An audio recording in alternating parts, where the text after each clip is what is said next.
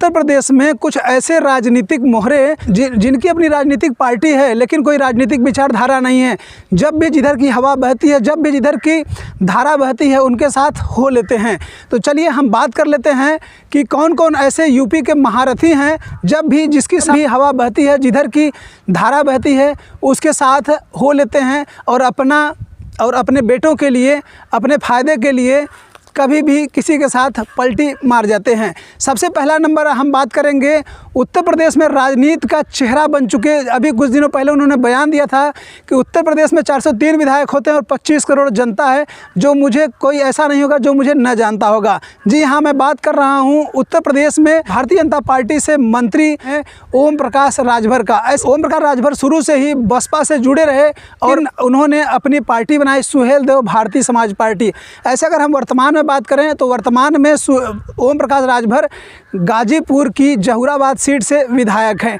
थोड़ा सा अगर हम पहले बात कर लेते हैं तो 2017 में जहां पे ओम प्रकाश राजभर भारतीय जनता पार्टी के गठबंधन से चुनाव लड़े थे और पहली बार विधायक बने थे, और विधायक बनने के बाद भारतीय जनता पार्टी ने इन्हें मंत्री बनाया था। पिछड़ा कल्याण मंत्रालय मिला था इन्हें, लेकिन इनकी और भाजपा से कुछ तनातनी के बीच इन्होंने 2019 में इस्तीफा दे दिया था और उसके बाद वह लोकसभा का चुनाव अकेले लड़े थे। जैसे जैसे समय बीतता चला गया, उसके कुछ दिनों के बाद समाजवादी पार्टी से 2021 में गठबंधन कर लिया और समाजवादी पार्टी के साथ 2022 में विधानसभा का चुनाव लड़ा और दोनों का फ़ायदा हुआ। आपको बताते चलें कि जहां पर ओम प्रकाश राजभर को समाजवादी पार्टी गठबंधन में 18 सीटें मिली थी और उसके साथ साथ ओम प्रकाश राजभर की पार्टी ने 6 सीटों पर जीत दर्ज की थी। इसके साथ साथ ओम प्रकाश राजभर फिर से समाजवादी पार्टी के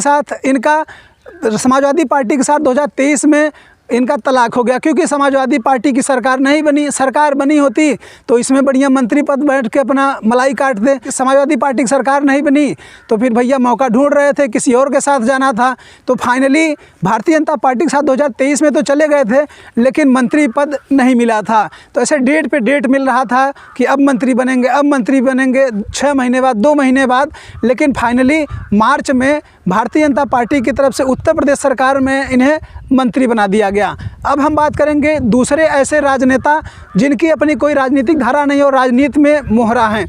आपको बताते चलें कि पल्लवी पटेल भी बहुत ही मानी जानी चेहरा है, प्रखर वक्ता हैं और अभी 2022 में समाजवादी पार्टी के सिराथू से विधायक हैं और इन्होंने जिसको चुनाव हराया था वह भी अभी उत्तर प्रदेश में उप मुख्यमंत्री हैं, कद्दावर नेता हैं। और आपको बताते चलें कि केशव प्रसाद मौर्य को इन्होंने 2022 के चुनाव में सिराथू से हराया था। जिस प्रकार से पल्लवी पटेल बोलती हैं, अभी पल्लवी पटेल और समाजवादी पार्टी का गठबंधन टूट चुका है और अभी इन्होंने जो गठबंधन किया है वह अपने गठबंधन उन्होंने किया है AIMIM प्रमुख असदुद्दीन ओवैसी से और इन्होंने उसका नाम PDM दिया है। और आपको थोड़ा सा और पीछे ले चलते हैं तो 2019 में पल्लवी पटेल के पति पंकज पटेल इलाहाबाद जो प्रयागराज की एक लोकसभा सीट आती है फूलपुर, और फूलपुर से कांग्रेस की सीट पर पल्लवी पटेल के पति पंकज पटेल चुनाव लड़े थे लेकिन उन्हें हार का सामना करना पड़ा था। इस प्रकार से पल्लवी पटेल को लोकसभा की सीट चाहिए, चाहे वह कोई भी पार्टी हो, चाहे वह भारतीय जनता पार्टी हो, समाजवादी पार्टी हो,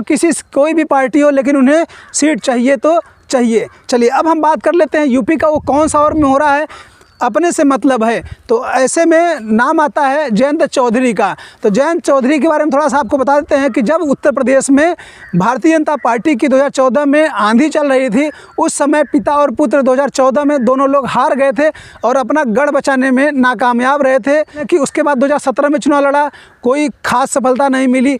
उसके बाद 2019 का चुनाव गठबंधन में लड़ा जहाँ पर सपा, बसपा और RLD थी। इसके साथ साथ RLD को 3 सीटें चुनाव में मिली थी और 3 की तीनों सीटों भी हार गए थे।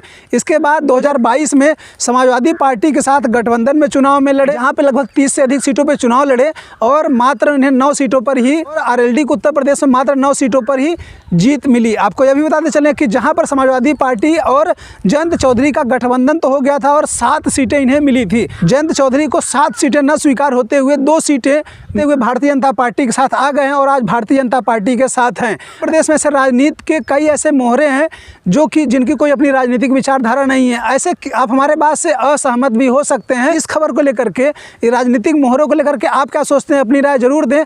ऐसे ये पार्ट 1 है और पार्ट 2 भी हम जल्दी ही लेकर आएंगे। प्रदेश में कौन ऐसे राजनीतिक मोहरे हैं जिनकी अपनी कोई राजनीतिक विचारधारा नहीं है, इन्हें केवल अपने से मतलब है।